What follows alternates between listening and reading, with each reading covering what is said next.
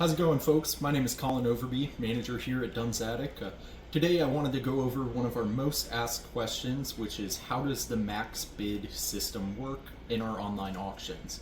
It's pretty simple. If you put in a max bid of $10 on an item and the piece is only at 1, somebody outbids you at 2, the computer is automatically going to up your bid the least amount it can while still outbidding the opponents that you have.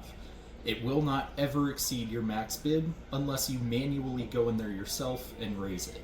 Otherwise, it's the easiest way available to set and forget your auction pieces and your bids so that you don't have to worry about making sure you are on live to defend the items and outbid people manually. It is a fully automatic system that protects your bids while also guaranteeing that as long as the item doesn't exceed that max bid amount, you will always be the winner for the least amount possible.